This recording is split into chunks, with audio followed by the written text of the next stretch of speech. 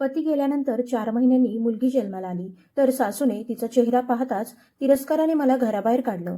मी माझ्या मुली सायलीला कुशीत घेऊन रस्त्यावर भीक मागत बसले होते. माझ्या डोळ्यांतून अश्रू सतत ओघळत होते.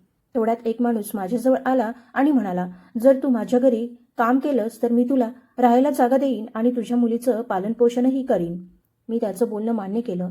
त्याने सायलीला शिकवलं, वाढवलं आणि तिला डॉक्टर बनवलं. तो खूप चांगला माणूस होता. पण एक दिवस त्याचं निधन झालं. जेव्हा त्याला स्मशानात नेलं गेलं, तेव्हा त्याच्या चितेजवळचं दृश्य पाहून सगळे हादरले.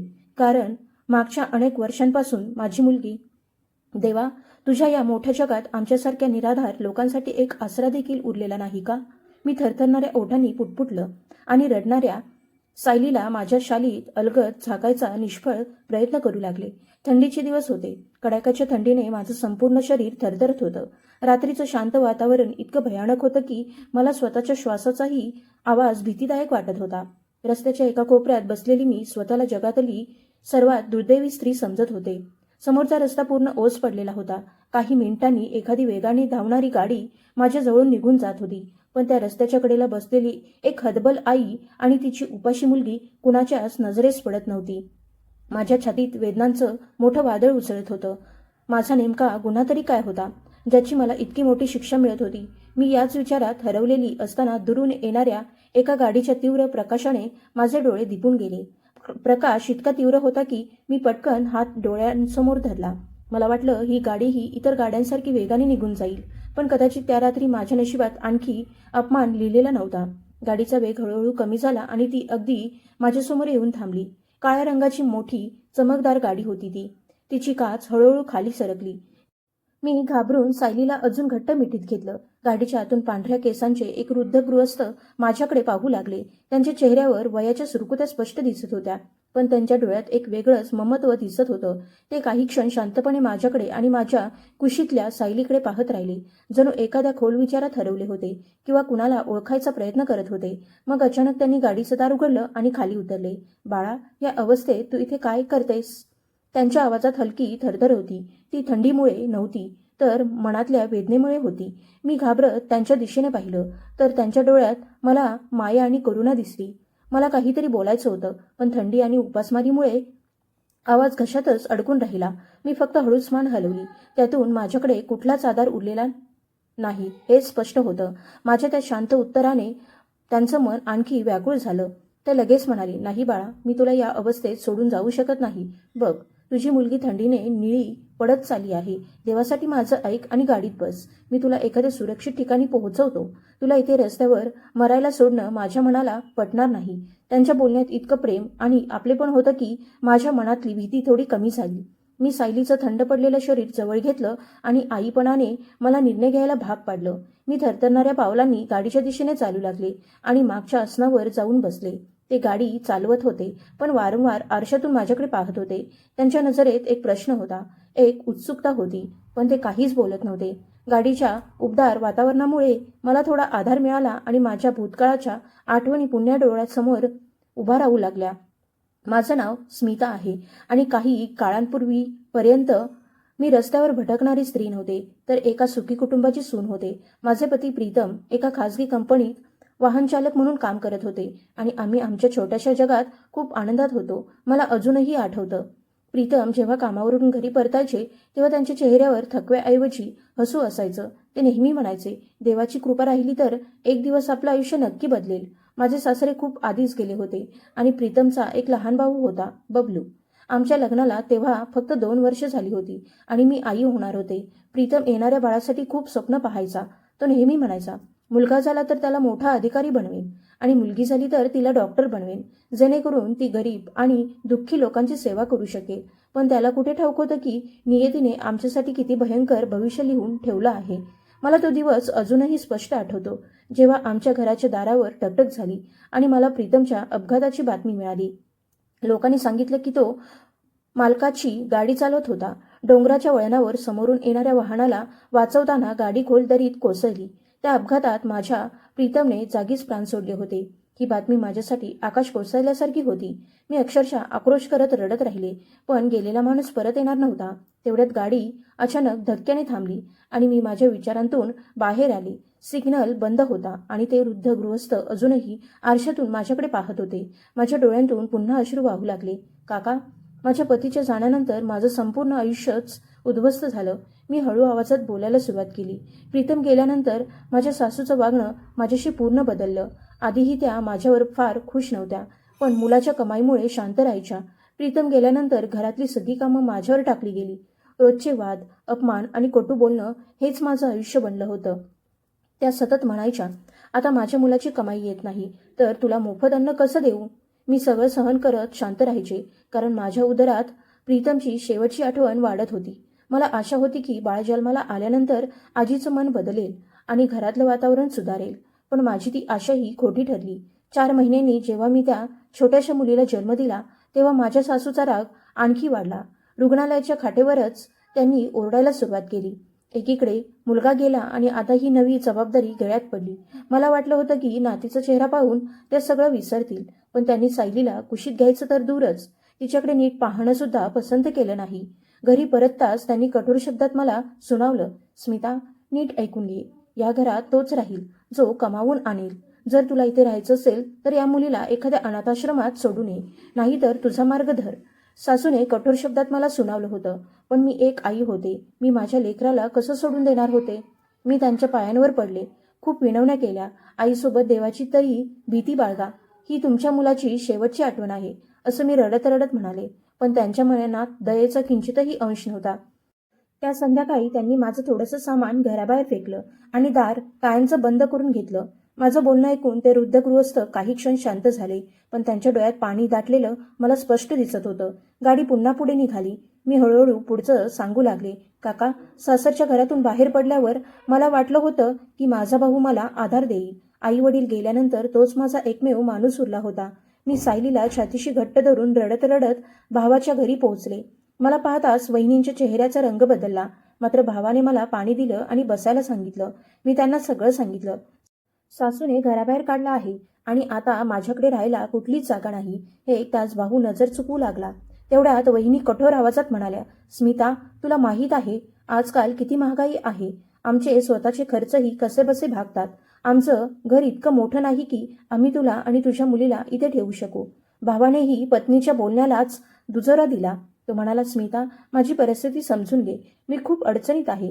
तुला कायम इथे ठेवणं माझ्यासाठी शक्य नाही. तू दुसरीकडे काहीतरी व्यवस्था बघ.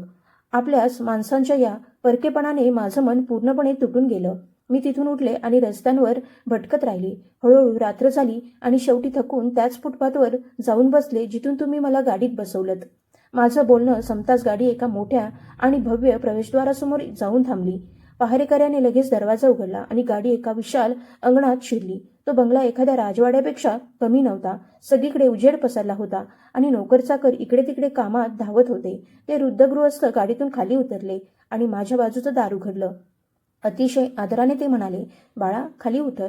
हे घर तुझंच समज. मी संकोचत खाली उतरले. माझी जुनी शाल आणि मळलेले कपडे त्या भव्य वातावरणात खूप वेगळे वाटत होते, पण त्या गृहस्थांनी मला क्षणभरही कमीपणा जाणवू दिला नाही. त्यांनी घरातल्या नोकरांना आवाज दिला आणि एका वयस्कर स्त्रीला बोलावलं. शांता मावशी, यांना पाहुण्यांच्या खोलीत घेऊन जा. गरम पाणी आणि जेवणाची व्यवस्था करा. यांना कोणताही त्रास होता कामा नये. मग ते माझ्याकडे वळले आणि शांतपणे म्हणाले, माझं नाव गौतम आहे आणि सगळेजण मला गौतम सेठ म्हणतात. आजपासून तू या घराचा सन्मान आहेस. तुला इथे कोणत्याही गोष्टीची कमतरता भासणार नाही. तू फक्त या घराची काळजी घे आणि तुझ्या मुलीचं चांगलं संगोपन कर. मला वाटतं ही मुलगी खूप शिकून मोठ्या स्थानापर्यंत पोहोचली पाहिजे, ते शांत आवाजात म्हणाले. मी पूर्णपणे थक्क झाले होते. एक अनोळखी माणूस माझ्यावर इतके मोठे उपकार का करत आहे हेच मला समजत नव्हतं. मी त्यांचे आभार कसे मानावेत हेही सुचत नव्हतं. मी थरथरणाऱ्या आवाजात म्हणाले, गौतम सेठ, तुमचे हे उपकार मी आयुष्यभर विसरणार नाही. तुम्ही माझ्यासाठी देवासारखे आलात. नाहीतर आजची रात्र कदाचित मी आणि माझी मुलगी दोघीही वाचलो नसतो. त्यांनी एक खोल श्वास घेतला आणि माझ्याकडे पाहिलं. त्यांच्या डोळ्यात पुन्हा तीच वेदना आणि ओलावा दिसत होता जी मी आधीही पाहिली होती. ते हळू आवाजात म्हणाले, बाळा, दुसऱ्यांची मदत करणं हे माणुसकीचं कर्तव्य असतं आणि या छोट्याशा मुलीच्या चेहऱ्यात मला माझं उद्याचं आयुष्य दिसतं. हे बोलून ते लगेच तिथून निघून गेले. जणू त्यांच्या डोळ्यातले अश्रू मला दिसू नयेत म्हणून. मला आणि सायलीला एक उबदार खोली देण्यात आली. मऊ बिछाना आणि पोटभर जेवण मिळाल्यानंतर आम्हाला कित्येक दिवसांनी शांत झोप लागली. दुसऱ्या सकाळी माझ्या आयुष्याचा एक नवा अध्याय सुरू झाला. गौतम सेठ यांनी मला घराच्या व्यक्तीसारखं मान दिला होता. मी ही संपूर्ण घराची जबाबदारी मनापासून सांभाळायला सुरुवात केली. घरातले नोकरसुद्धा माझा आदर करत होते.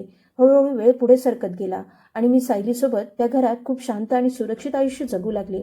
गौतम सेठ माझ्याशी नेहमी आपुलकीने वागत होते, पण सायलीबद्दल त्यांचं प्रेम पाहून मला अनेकदा आश्चर्य वाटायचं.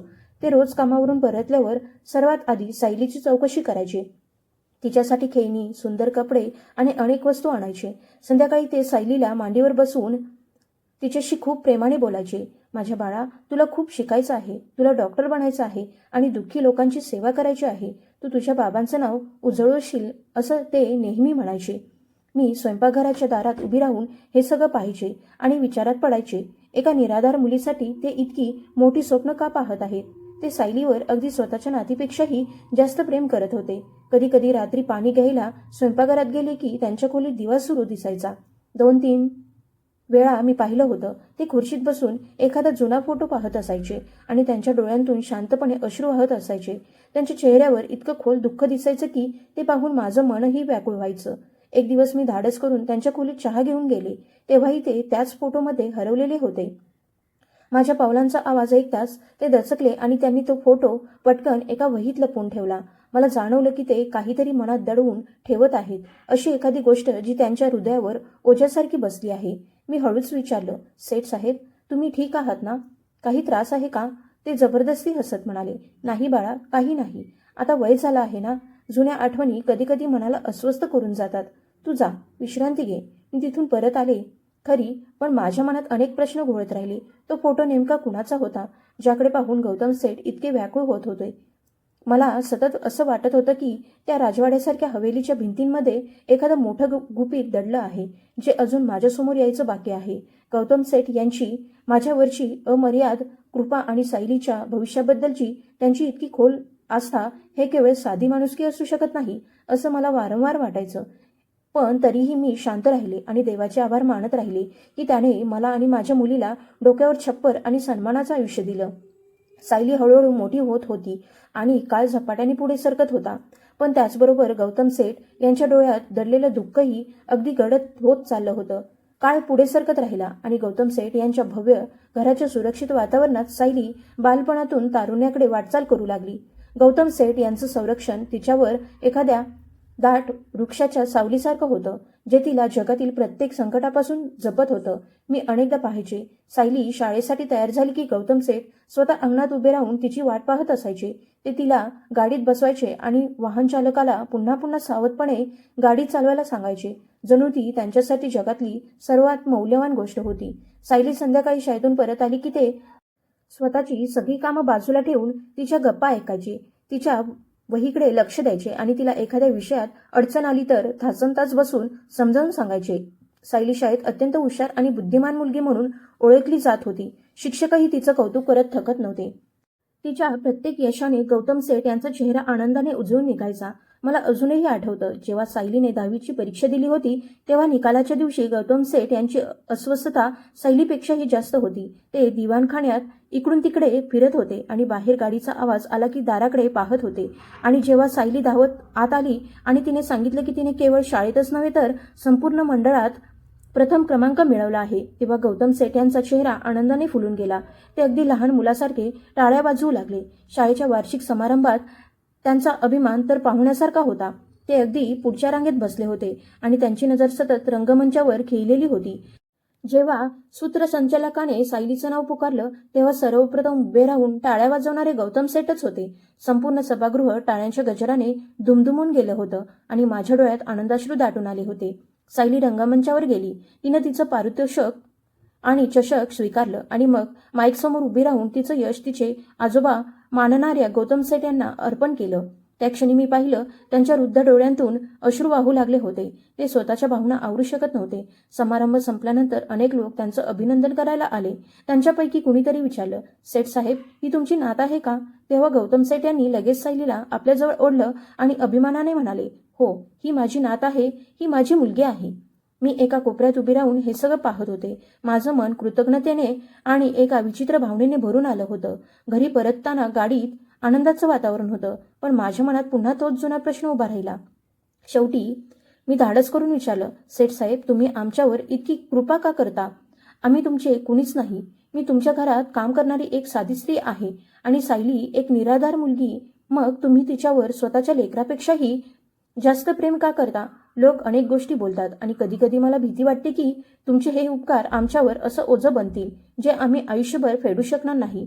माझं बोलणं ऐकून गौतम सेठ यांनी एक खोल श्वास घेतला. ते गाडीच्या काचेतून बाहेर पाहत मंद आवाजात म्हणाले, स्मिता बाळा, लोक काय बोलतात याचा विचार करू नकोस. चांगुलपणा करणं हे माणसाचं कर्तव्य असतं आणि मला या मुलीत माझं भविष्य दिसतं. तू फक्त तिच्या अभ्यासावर लक्ष दे. मला ती डॉक्टर झालेली पाहायची आहे. जगाने पाहावं की एका निराधार मुलीने किती मोठं स्थान मिळवलं आहे. त्यांचं उत्तर नेहमीप्रमाणे अपूर्ण होतं, पण त्यांच्या बोलण्यातली प्रामाणिकता मला पुन्हा शांत करून जायची. तरीही माझ्या मनाला सतत जाणवत होतं की या सगळ्यामागे काहीतरी गूढ नक्की दडला आहे. महिने सरत गेले आणि अखेर तो दिवसही आला ज्याची गौतम सेठ आतुरतेने वाट पाहत होते. सायलीने 12वीच्या परीक्षेतही विक्रमी गुण मिळवले आणि आता वैद्यकीय महाविद्यालयात प्रवेश घेण्याची वेळ आली. गौतम सेठ यांनी तिच्यासाठी उत्तम पुस्तकं, शिकवण्या आणि सगळी सोय केली होती. ते नेहमी तिचा आत्मविश्वास वाढवत राहायचे. ज्या दिवशी प्रवेश यादी लागणार होती त्या दिवशी आम्ही सगळे देवाकडे प्रार्थना करत होतो. आणि मग जेव्हा सायलीचं नाव शहरातील सर्वात मोठ्या शासकीय वैद्यकीय महाविद्यालयाच्या यादीत आलं त्या दिवशी गौतम सेठ यांच्या आनंदाला सीमा उरली नाही. त्यांनी फक्त परिसरातच नव्हे तर संपूर्ण शहरात मिठाई वाटली आणि गरिबांना जेवण दिलं. ते ज्याला भेटत त्याला अभिमानाने सांगत होते, माझी मुलगी डॉक्टर होणार आहे. त्यांच्या चेहऱ्यावर एक विलक्षण तेज होतं. जणू आयुष्यातली सर्वात मोठी इच्छा पूर्ण झाली होती. त्या संध्याकाळी त्यांनी सायलीला जवळ घेतलं आणि तिच्या कपाळावर प्रेमाने चुंबन दिलं. सायलीने पुढे होत त्यांच्या पायांना स्पर्श केला आणि भावूक आवाजात म्हणाली, आजोबा, तुम्ही नसता तर कदाचित आज मी लोकांच्या घरी भांडी घासत असते किंवा एखाद्या कारखान्यात काम करत असते. हा पांढरा कोट, हा सन्मान, हे सगळं तुमच्यामुळे आहे. तुम्ही माझ्यासाठी वडिलांपेक्षा कमी नाही. तुम्ही मला असं आयुष्य दिलं ज्याचं स्वप्न पाहण्याचीही माझी हिंमत नव्हती. गौतम सेठ यांनी तिच्या डोक्यावर हात ठेवला आणि भरून आलेल्या आवाजात म्हणाले, नाही बाळा, हे सगळं तुझ्या मेहनतीचं आणि तुझ्या आईच्या आशीर्वादाचं फळ आहे. यात माझं काहीही मोठेपण नाही. मी तर फक्त एक माध्यम आहे. देवाने मला निवडलं जेणेकरून तुमच्यासारख्या निराधार लोकांना आधार मिळावा. गौतम सेठ यांचं हे बोलणं ऐकून माझे डोळे भरून आले. मी मनोमन देवाला प्रार्थना केली की अशा देवदूतासारख्या माणसाला आयुष्यभर सुख लाभावं ज्याने आम्हा असहाय्य लोकांना इतका सन्मान दिला. पण माझ्या मनाच्या एका कोपऱ्यात अजूनही एक प्रश्न टोचत होता. एका अनोळखी माणसाने स्वतःचं संपूर्ण आयुष्य आणि संपत्ती आमच्यावर का उधळली? सायली आता एक यशस्वी डॉक्टर बनली होती आणि तिने स्वतःची वैद्यकीय सेवा सुरू केली होती. आमचं आयुष्य गरिबीच्या अंधारातून बाहेर पडून सुखाच्या प्रकाशात आलं होतं. आम्ही त्या घरात आता नोकरासारखे नव्हे तर कुटुंबातील सदस्यासारखे राहत होतो. हिवाळ्यातली एक थंड संध्याकाळ होती. बाहेर काळे ढग दाटले होते आणि हलका पाऊस सुरू होता. तेवढ्यात दरवाजावर उभ्या असलेल्या रखवालदाराने येऊन सांगितलं, एक वृद्ध स्त्री तुम्हाला भेटायला आली आहे. मी आश्चर्याने विचारलं, कोण आहे? तो म्हणाला, मोठ्या मॅडम. त्या स्वतः नाव सांगत नाहीत, फक्त रडत आहेत आणि म्हणत आहेत की स्मिताला बोलवा. मी घाबरले. एवढ्या रात्री कोण असू शकतं आणि त्यांना माझं नाव कसं माहीत? मी सायलीसोबत छत्री घेऊन प्रवेशद्वाराकडे गेले. बाहेर रस्त्यावरच्या मंद पिवळ्या प्रकाशात एक अशक्त आणि असह्य वृद्ध स्त्री उभी होती. पावसामुळे ती पूर्ण भिजली होती. तिचे कपडे फाटके आणि मळलेले होते. चेहरा सुरकुत्यांनी भरलेला होता आणि थंडीने तो थरथरत होता. मी तिच्याकडे नीट पाहिलं आणि माझे पाय जागेवरच थांबले. माझा श्वास अडकला. ती दुसरी कोणी नसून माझी सासू होती. ती स्त्री जिने स्वतःच्या अहंकारात मला घराबाहेर हाकलून दिलं होतं, जिने माझ्या निरागस मुलीवर सुद्धा दया दाखवली नव्हती, आज ती माझ्यासमोर पूर्णपणे तुटलेली उभी होती. तिला माहीत झालं होतं की तिची सून आणि नात आता शहरातील सर्वात मोठ्या सेठच्या घरात सन्मानाने राहतात आणि नात डॉक्टर बनली आहे. मला पाहताच ती अडखळत पुढे आली आणि माझ्या पायांवर पडू लागली. स्मिता बाळा, मला ओळखलं का? मी तुझी सासू आहे. देवासाठी मला माफ कर. मी तुझ्यावर खूप अन्याय केला. माझ्या कर्मांची शिक्षा मला मिळाली. माझ्या धाकट्या मुलाने लग्नानंतर मला सोडून दिलं. सगळी मालमत्ता विकून तो बायकोसोबत परदेशात निघून गेला. आता माझं कुठेच ठिकाण नाही. मी रस्त्यांवर भटकते आहे. लोक मला पाणीही देत नाहीत. देवासाठी मला तुझ्याकडे राहू दे. मी तुझी नोकरानी बनून राहीन. फक्त डोक्यावर छप्पर दे. माझ्या सासूची ती अवस्था पाहून माझे जुने सगळे घाव पुन्हा जिवंत झाले. माझं मन भरून आलं. त्या काळ्याकुट्ट रात्रीची आठवण पुन्हा डोळ्यांसमोर उभी राहिली. जेव्हा त्यांनी मला दूध पिणाऱ्या मुलीसह घराबाहेर फेकून दिलं होतं, त्यांचे विषारी शब्द पुन्हा कानात घुमू लागले. तू अपशकुनी आहेस. या मुलीला अनाथाश्रमात सोडून ये. त्यावेळी त्यांनी एकदाही विचार केला नव्हता की मी कुठे जाईन. त्या रात्री मी त्यांच्या पायांवर पडले होते, पण त्यांनी मला लाथ मारून दूर केलं होतं. क्षणभर माझं मन हेलावलं. शेवटी त्या माझ्या दिवंगत पती प्रीतमच्या आई होत्या आणि आता वृद्धही झाल्या होत्या. पण पुढच्या क्षणी माझा आत्मसन्मान जागा झाला. ही ती स्त्री होती जिने माझ्या मातृत्वाची थट्टा केली होती आणि माझ्या मुलीचं आयुष्य संपवण्याचा प्रयत्न केला होता. मी स्वतःला सावरलं आणि ठाम आवाजात म्हणाले, आईसाहेब, मी तुम्हाला मनापासून माफ केलं आहे, कारण मी तुमच्यासारखी कठोर नाही. तुम्ही माझ्या प्रीतमच्या आई आहात, त्यामुळे तुमचा मान माझ्या मनात कायम राहील. पण मी तुम्हाला या घरात माझ्यासोबत ठेवू शकत नाही. मी तो काळ विसरलेली नाही, जेव्हा मला आणि माझ्या मुलीला तुमची सर्वात जास्त गरज होती आणि त्यावेळी तुम्हीच आम्हाला नाकारलं होतं. आम्ही रस्त्यावर झोपलो, उपाशी राहिलो, तेव्हा तुम्हाला आमची आठवण आली नव्हती. तेव्हा तुम्हाला तुमची नात आठवली नव्हती. आज देवाने आम्हाला सन्मान दिला तर तुम्हाला नातं आठवलं. मी तुम्हाला माफ करते, पण तुमच्यासोबत राहू शकत नाही. हा माझा अंतिम निर्णय आहे. सायली शांतपणे हे सगळं पाहत उभी होती. तिच्या डोळ्यातही अश्रू होते, पण तिने मला थांबवलं नाही, कारण तिलाही माहीत होतं की आम्ही किती यातना सहन केल्या होत्या. सासूबाई खूप विनवण्या करत होत्या, रडत होत्या, पण मला ठाऊक होतं की नाती ही स्वार्थ आणि गरजांवर टिकत नसतात. मी माझ्या पिशवीतून काही पैसे काढले आणि त्यांच्या हातात ठेवले. मग वाहन चालकाला सांगितलं त्यांना बस स्थानकापर्यंत सोडून ये आणि जर त्यांना दुसरीकडे जायचं असेल तर त्यासाठीचाही खर्च दे. त्या रडत रडत गाडीत बसल्या आणि निघून गेल्या. सायलीने मला मिठी मारली आणि म्हणाली, आई, तुम्ही अगदी योग्य केलं. जे लोक कठीण काळात साथ सोडतात आणि अन्यायाच्या सगळ्या मर्यादा ओलांडतात त्यांना सुखाच्या काळात सोबत राहण्याचा अधिकार नसतो. त्या रात्री मला अनेक वर्षानंतर मनशांती मिळाली. जणू माझ्या छातीवरचं वर्षानुवर्षांचं ओझं उतरून गेलं होतं आणि देवाने मला न्याय दिला होता. या घटनेनंतर काही दिवसांनी घराचं वातावरण अचानक उदास होऊ लागलं.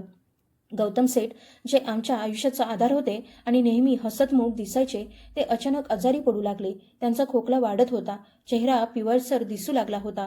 सायलीने त्यांची तपासणी केली आणि अनेक चाचण्या करून घेतल्या.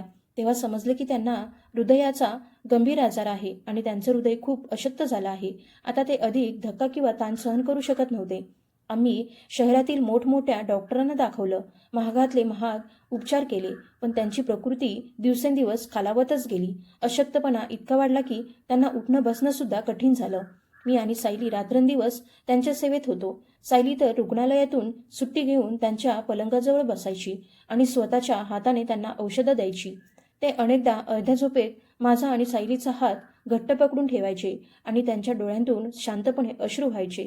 एक रात्री मी त्यांच्या खोलीत त्यांची विचारपूस करायला गेले, तेव्हा ते जागे होते आणि छताकडे एकटक पाहत होते. त्यांनी मला पाहिलं आणि हाताच्या इशाऱ्याने जवळ बोलावलं. मी जवळ गेल्यावर त्यांनी माझा हात त्यांच्या थंड आणि अशक्त हातात घेतला आणि मंद आवाजात म्हणाले, स्मिता बाळा, आता माझा वेळ जवळ आला आहे, पण मला समाधान आहे की मी आता शांतपणे डोळे मिटू शकतो. मी माझं कर्तव्य फेडलं आहे. माझ्या खांद्यावरचं ओझं आता हलकं झालं आहे. आता मी प्रीतमच्या डोळ्यात डोळे घालून उभा राहू शकेन. त्यांच्या कर्ज या शब्दाचा अर्थ मला समजत नव्हता. मी आश्चर्याने म्हणाले, सेठसाहेब, तुम्ही काय बोलत आहात? तुम्ही आमच्याकडून कोणतं कर्ज घेतलं होतं? उलट आम्हीच तुमचे आयुष्यभर ऋणी आहोत. त्यांनी हलकंसं हसत आकाशाकडे बोट दाखवलं आणि म्हणाले, हा सगळा त्याचा खेळ आहे. मी फक्त एक माध्यम होतो. पण लक्षात ठेव, जो खरा हक्कदार होता त्याच्यापर्यंत सगळं पोहोचलं आहे. आता मला कोणताही पश्चाताप नाही. त्यांचं बोलणं नेहमीप्रमाणे गूढ वाटत होतं, पण त्यांच्या डोळ्यात दिसणारी मृत्यूची चाहूल पाहून माझं मन थरथरत होतं. आणि अखेर तो काळा दिवस उगवला, ज्याची आम्हाला भीती वाटत होती. हिवाळ्यातली एक उदास आणि शांत संध्याकाळ गौतम सेठ आम्हाला रडत सोडून कायमचे निघून गेले. त्यांच्या निधनाची बातमी क्षणार्धात संपूर्ण शहरात पसरली. संपूर्ण परिसर शोकमग्न झाला होता, कारण ते सगळ्यांसाठी देवदूतासारखे होते. शहरातील मोठमोठी माणसं त्यांच्या अंत्यसंस्कारासाठी आली. काही असे लोकही आले ज्यांनी त्यांच्या जिवंतपणी कधी विचारपूस केली नव्हती. दूरचे नातेवाईक सुद्धा अचानक समोर आले होते. त्यांच्या चेहऱ्यावर खोटं दुःख दिसत होतं आणि कोपऱ्यात उभं राहून ते हळू आवाजात संपत्तीबद्दल चर्चा करत होते. अंत्यसंस्काराची वेळ आली आणि तेव्हा एक अत्यंत विलक्षण दृश्य पाहायला मिळालं. त्यांच्या पार्थिवाला स्नान घातलं जात असताना त्यांच्या चेहऱ्यावर एक वेगळीच तेजस्वी शांतता दिसत होती आणि जेव्हा त्यांना स्मशानभूमीकडे नेलं गेलं तेव्हा अचानक सगळीकडे गुलाबासारखा गोड सुगंध पसरू लागला. तो सुगंध इतका प्रसन्न आणि मनाला शांती देणारा होता की तिथे उपस्थित प्रत्येकजण आश्चर्यचकित झाला. लोक एकमेकांकडे पाहू लागले. कुणालाच समजत नव्हतं की हा सुगंध नेमका कुठून येतो आहे. तो कुठल्याही अत्तराचा वास नव्हता. जणू एखादी दैवी सुवासिक लहर चारही दिशांना पसरली होती आणि जेव्हा त्यांची चिता रचली गेली तेव्हा लाकडं सुद्धा जणू आपोआप प्रज्वलित होत होती. तिथे उपस्थित असलेल्या गुरुजींनी मोठ्या आवाजात म्हटलं, देवाची कृपा अशाच माणसांवर असते. या व्यक्तीने आयुष्यात नक्कीच खूप मोठं पुण्य केलं असणार. एखादं असं सत्कर्म जे देवाला अत्यंत प्रिय होतं. तिथे जमलेले लोक त्यांच्या चांगुलपणाच्या गोष्टी बोलू लागले आणि आदराने त्यांच्या चितेच्या राखेला नमस्कार करू लागले. मी आणि सायली एका कोपऱ्यात उभ्या राहून रडत होतो. आमच्यासाठी तर ते देवापेक्षा कमी नव्हते. त्यांनी आमचं संपूर्ण आयुष्य बदलून टाकलं होतं. ते आमचा आधार होते, आमचं संरक्षण होते. पण माझ्या कानात त्यांच्या शेवटच्या शब्दांचा आवाज सतत घुमत होता. मी माझं कर्तव्य फेडलं आहे. मला कुठे ठाऊक होतं की त्यांच्या मृत्यूनंतर एक असं गुपित समोर येणार आहे ज्यामुळे माझ्या पायाखालची जमीन सरकेल आणि मला समजेल की ते नेमकं कोणत्या कर्जाबद्दल बोलत होते. गौतम सेठ यांचे ते दूरचे नातेवाईक जे त्यांच्या जिवंतपणी कधी घरातही फिरकले नव्हते, आज त्यांच्या दिवाणखान्यात बसले होते. त्यांच्या नजरा घरातील महागड्या वस्तूंवर आणि संपत्तीवर खिळलेल्या होत्या. मी आणि सायली एका बाजूला शांतपणे बसून रडत होतो. तेवढ्यात गौतम सेठ यांचे जुने वकील हातात कागदपत्रांची बॅग घेऊन आत आले. त्यांच्या येताच संपूर्ण खोली शांतता पसरली. सगळ्यांच्या नजरा त्यांच्या हातातील फाईलकडे वळल्या, कारण सगळ्यांनाच माहीत होतं की गौतम सेठ प्रचंड संपत्तीचे मालक होते आणि त्यांना स्वतःची संतती नव्हती. त्यामुळे प्रत्येकजण मनोमन स्वतःलाच त्या संपत्तीचा वारस समजत होता. वकील साहेबांनी सगळ्यांकडे गंभीर नजरेनं पाहिलं आणि घसा खाकरत म्हणाले, तुम्हा सगळ्यांना ठाऊक आहे की गौतम सेठ अत्यंत तत्वनिष्ठ माणूस होते. त्यांनी त्यांच्या आयुष्यातच सर्व निर्णय स्पष्टपणे घेतले होते. माझ्याकडे त्यांची कायदेशीर इच्छापत्रिका आहे जी त्यांनी पूर्ण शुद्धीत तयार केली होती. हे ऐकताच नातेवाईक अधिक सावध झाले. त्यांच्यातली एक जाडजूड स्त्री जी स्वतःला गौतम सेठ यांच्या काकूची मुलगी म्हणत होती, ती लगेच उतावळीपणे म्हणाली, वकील साहेब लवकर सांगा ना, गौतमबाईंनी आमच्यासाठी काय ठेवलं आहे? शेवटी आम्हीच त्यांचे रक्ताचे नातेवाईक आहोत. वकील साहेबांनी शांतपणे फाईल उघडली आणि वाचायला सुरुवात केली. मी गौतम सेठ पूर्ण शुद्धीत ही इच्छापत्रिका तयार करत आहे. माझ्या मृत्यूनंतर माझी सर्व स्थावर आणि मालमत्ता, माझे बँक खात्यातील पैसे आणि हा संपूर्ण बंगला माझी मानलेली मुलगी डॉक्टर सायली आणि तिची आई स्मिता यांच्या नावावर करण्यात यावा. हे शब्द कानावर पडतात जणू खोलीत स्फोट झाला. सगळ्यांचे चेहरे आश्चर्य आणि संतापाने भरून गेले. जे नातेवाईक आत्तापर्यंत खोटे अश्रू ढाळत होते त्यांनी लगेच त्यांचा खरा रंग दाखवायला सुरुवात केली. ते मोठमोठ्याने ओरडू लागले, हे अशक्य आहे. ही इच्छापत्रिका बनावट आहे. गौतम सेठ वेडे नव्हते की त्यांनी त्यांची संपूर्ण संपत्ती या दोन सामान्य स्त्रियांच्या नावावर केली असती. या तर त्यांच्या घरात काम करणाऱ्या होत्या. नक्कीच या स्मिताने काहीतरी जादूटोणा केला असणार किंवा खाण्यात काही मिसळून गौतम सेठ यांना आपल्या ताब्यात घेतलं असणार. म्हणूनच त्यांनी अशी इच्छापत्रिका लिहून घेतली. त्यांचं बोलणं ऐकून माझ्या अंगात संताप उसळला. सायली ही रागाने उठून उभी राहिली, पण मी सायलीचा हात पकडून तिला शांतपणे बसवलं. वकील साहेबांनी टेबलावर जोरात हात आपटला आणि सगळ्यांना गप्प करत कठोर आवाजात म्हणाले, सावध राहा. कुणीही गौतम सेठ यांच्या स्वभावावर शंका घेतली किंवा त्यांच्यावर आरोप केला तर ते सहन केलं जाणार नाही. ही इच्छापत्रिका पूर्णपणे कायदेशीर आहे आणि कायद्याच्या दृष्टीने अगदी वैध आहे. गौतम सेठ यांनी मला आधीच सांगितलं होतं की त्यांच्या मृत्यूनंतर तुम्ही लोक असाच गोंधळ घालाल. म्हणूनच त्यांनी या इच्छापत्रिकेसोबत एक वैयक्तिक पत्रही ठेवलं आहे जे फक्त स्मिताताईंनी वाचावं. हे ऐकताच खोलीत पुन्हा कुजबूज सुरू झाली. वकील साहेब पुढे म्हणाले, घर आणि मालमत्तेची सगळीच कागदपत्रही तयार आहेत. स्मिताताई ही गौतम सेठ यांच्या खास तिजोरीची चावी आहे जी त्यांच्या शयनकक्षात ठेवलेली आहे. त्यांनी विशेष सांगितलं होतं की त्यांच्या जाण्यानंतर सर्वात आधी तुम्ही ती तिजोरी उघडावी. त्यात तुमच्यासाठी एक अशी गोष्ट आहे जी तुमच्यासाठी जाणून घेणं अत्यंत आवश्यक आहे. हे सगळं इतक्या अचानक घडत होतं की माझं डोकंच सुन्न झालं होतं. नातेवाईक अजूनही ओरडत होते, धमक्या देत होते की ते न्यायालयात जातील, ही इच्छापत्रिका मान्य करणार नाहीत. पण मी त्यांच्याकडे दुर्लक्ष करत गौतम सेठ यांच्या खोलीकडे निघाले. सायली ही मला आधार देण्यासाठी माझ्यासोबत होती. गौतम सेठ यांची खोली अगदी तशीच होती जशी ते मागे सोडून गेले होते. खोलीत अजूनही त्यांच्या अत्तराचा मंद सुगंध दरवळत होता, ज्यामुळे माझं मन आणखीन भरून येत होतं. मी थरथरणाऱ्या हाताने तिजोरी उघडली, पण त्यात ना सोनं होतं ना हिरे मोती. तिथे फक्त एक जुनी वही आणि एक छायाचित्र ठेवलं होतं. मी घाबरत ते छायाचित्र हातात घेतलं आणि त्यावर नजर पडताच माझ्या पायाखालची जमीन सरकली. माझ्या तोंडातून हलकी किंकाळी बाहेर पडली आणि मी तिथेच गालिच्यावर बसून गेले. सायली घाबरून माझ्याजवळ आली आणि तिनेही ते छायाचित्र पाहिलं. तीही पूर्ण थक्कच झाली. ते साधं छायाचित्र नव्हतं, ते माझं आणि माझ्या दिवंगत पती पती प्रीतमचं छायाचित्र होतं. आम्ही दोघं एका मंचावर बसून हसत होतो. हेच छायाचित्र नेहमी प्रीतमच्या पाकिटात असायचं आणि त्याच्या मृत्यूनंतर ते पाकिट मला कधीच मिळालं नव्हतं. मी हादरलेल्या मनाने वकील साहेबांनी दिलेलं पाकिट उघडलं आणि त्यातलं पत्र वाचायला सुरुवात केली.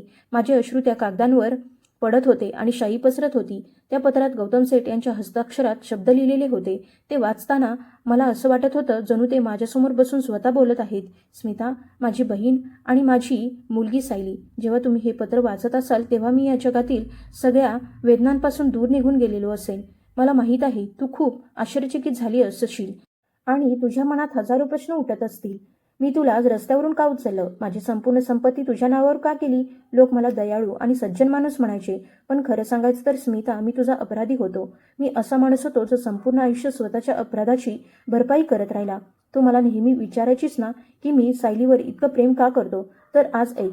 तो रस्त्यावरचा अपघात, ज्यात तुझ्या पती प्रीतमचा मृत्यू झाला, त्याला कारणीभूत मीच होतो. आणि सत्य हे आहे की त्या रात्री मृत्यू प्रीतमसाठी नव्हे तर माझ्यासाठी आला होता.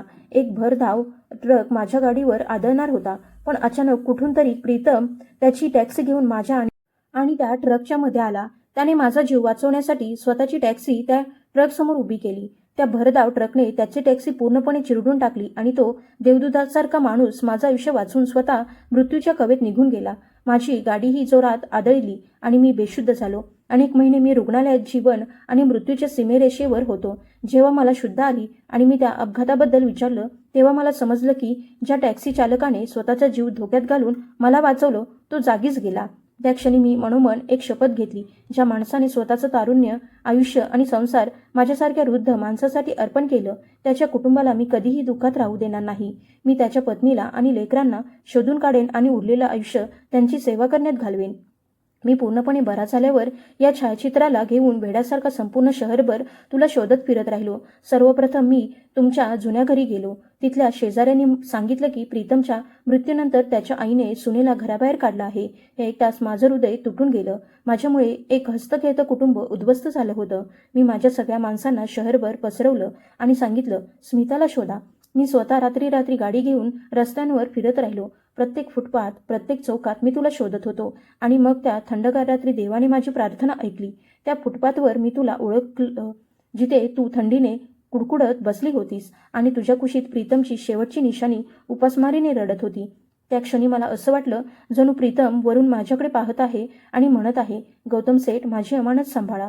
त्या रात्री जेव्हा मी तुला गाडीत बसवलं तेव्हा माझ्या मनात आलं होतं की तुझ्या पायांवर पडून मी तुझी माफी मागावी, मोठ्याने रडत तुला सांगावं की मीच तो दुर्दैवी माणूस आहे ज्यामुळे तुझं आयुष्य उद्ध्वस्त झालं. पण मी घाबरलो स्मिता. मला वाटलं जर मी तुला सत्य सांगितलं तर तुझा स्वाभिमान तुला माझी मदत स्वीकारू देणार नाही. तू कदाचित मला अपराधी समजून त्या क्षणीच गाडीतून उतरून जाशील, म्हणून मी शांत राहणंच योग्य समजलो. हे घर, ही संपत्ती, हे सगळं खरं तर तुझं आणि सायलीचंच आहे. मी सायलीला डॉक्टर बनवायचं स्वप्न म्हणूनच पाहिलं, कारण प्रीतमची इच्छा होती की त्याची मुलगी लोकांची सेवा करणारी डॉक्टर व्हावी. मी फक्त त्याचं अपूर्ण स्वप्न पूर्ण करण्याचा प्रयत्न केला. मला माफ कर स्मिता की मी हे सत्य इतकी वर्ष तुझ्यापासून लपवलं. माझ्या शेवटच्या श्वासापर्यंत मी तुझा आणि प्रीतमचा ऋणी राहिलो. आणि आता या जगातून जाताना मला फक्त एवढीच आशा आहे की तू मला मनापासून माफ करशील. पत्र इथे संपलं. त्या खोलीत आता फक्त माझ्या आणि सायलीच्या रडण्याचा आवाज घुमत होता. माझे अश्रू थांबायचं नाव घेत नव्हते. पण हे अश्रू आता असहाय्यतेचे नव्हते, ते अभिमानाचे आणि कृतज्ञतेचे होते.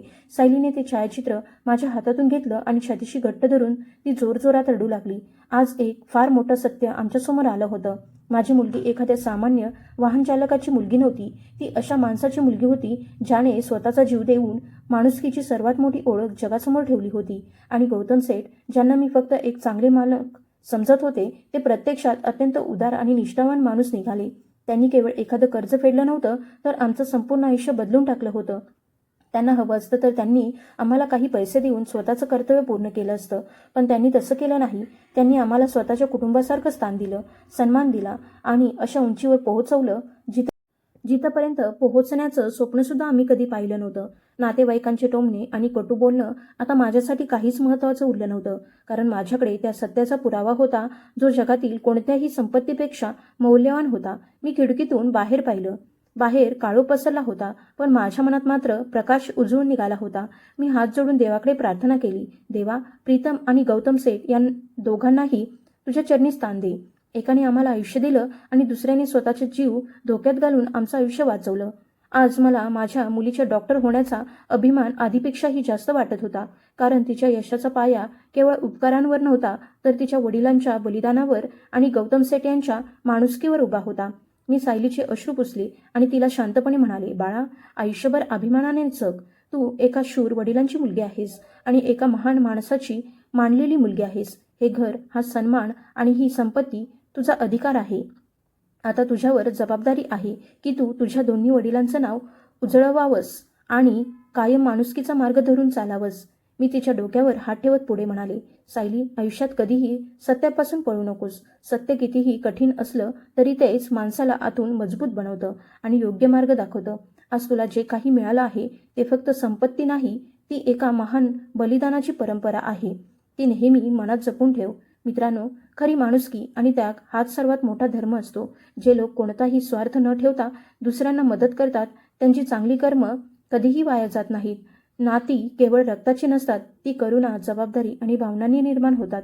आणि आयुष्यात माफ करणं तसेच सत्य स्वीकारणं हाच माणसाला आतून खऱ्या अर्थाने मजबूत बनवतो. ही कथा पूर्णपणे काल्पनिक आहे. यात दाखवलेली सर्व पात्र, घटना आणि प्रसंग केवळ मनोरंजन आणि कथा निर्मितीच्या उद्देशाने साकारले गेले आहेत. याचा कोणत्याही जिवंत किंवा मृत व्यक्ती, स्थळ किंवा वास्तविक घटनेशी कोणताही संबंध नाही. धन्यवाद.